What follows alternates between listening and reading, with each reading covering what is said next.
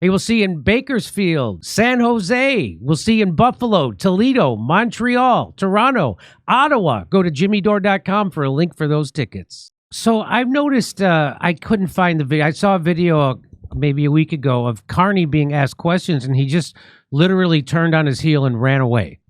And he wouldn't answer questions. But this seems to be a bipartisan problem, because I also got this from your video. It says, Andrew Friesen tweeted out, wow, reports of Polyev, did I say it close? Not allowing questions from certain reporters, and his staff is pushing. So you say that is this the CDC or CB? Is it a CBC? Canadian Broadcasting? CBC, yeah, Canadian Broadcasting. So is that them being partisan, saying that Pierre's not answering questions?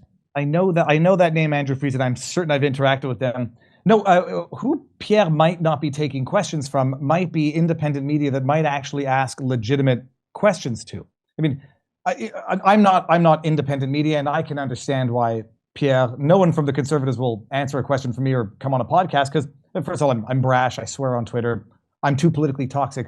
But I've heard these reports as well, and I'm friends with people on the ins who not taking questions that might be adversarial, not taking podcasts that might be somewhat confrontational. First of all, Pierre has been pulling a Kamala Harris, like in that he's not doing podcasts whereas he should be. And he's done now 2 recent podcasts after the Jordan Peterson podcast, which was pre-election, and they're softballs. Like, he says things that they don't push back, and that's the way he likes it. But no. So here, let me just play this. I also got this from your Twitter feed. This is the CBC complaining about this. Let's listen. This is our last day with the Conservative campaign, and we have faced some very tough message control from the party, not only breaking with tradition in the sense that we are not allowed to accompany the campaign, but also we've seen great control over the questions. We have not been allowed to ask any questions during the week that we've been with the Conservatives.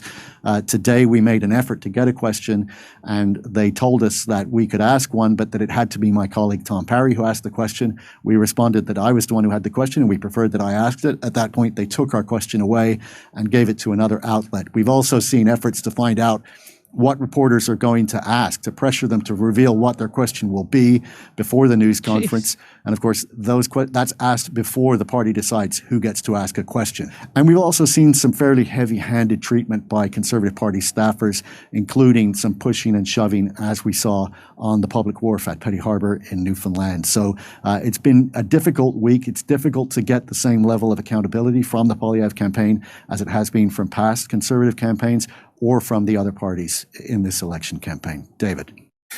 So go ahead to respond. That's CBC. Yeah, there's 2 ways to view that, and I have to fight my own bias, which is to say, yeah, CBC is like CNN on steroids. F them, and they don't deserve to have a seat there.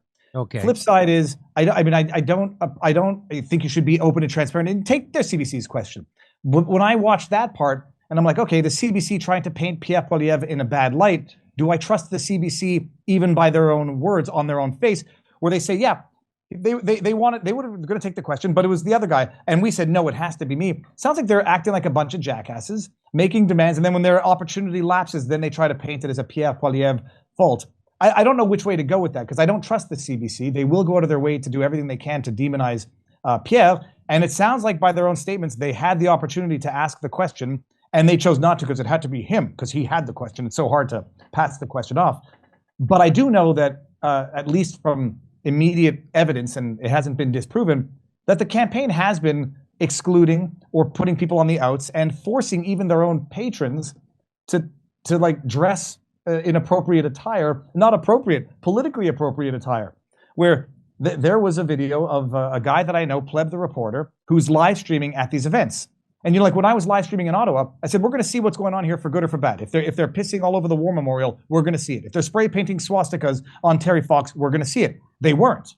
But this guy, Pierre, Pleb the reporter, was at a rally, and somebody's driving off in their car, seemingly miffed. And they say, hey, Pleb, why don't you want to talk to me?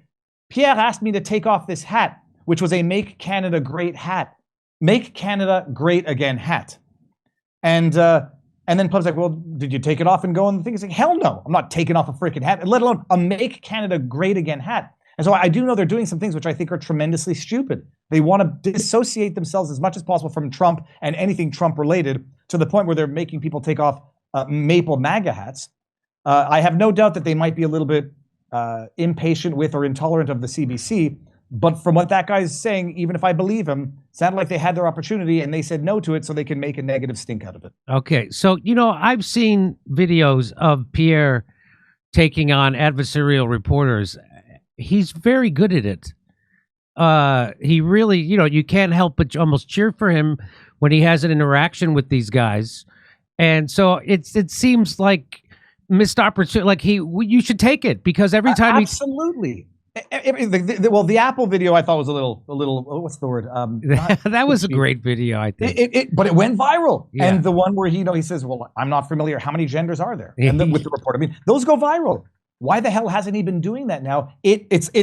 If you want to get tinfoil hat conspiracy theory, it's almost like he prefers being a feckless opposition as opposed to a leader. Maybe he has what Oprah Winfrey would call the fear of success. He's too nervous about the obligations that would come with being a leader. So he prefers to be useless opposition. But that's the thing. I do adversarial interviews. He's smart on his feet. When he was cross-examining Carney during I forget what the inquiry was in Canada, he was amazing. He schooled Carney and he revealed Carney's corruption. When he was cross-examining Justin Trudeau on the We Charity scandal, how much Justin Trudeau's wife and family got from this charity, he was great. Why he stopped doing this now blows my mind, and it's very frustrating because I'm not criticizing him to tear Pierre down. These are legit criticisms. He could use them to be a better candidate, and he's just not doing it.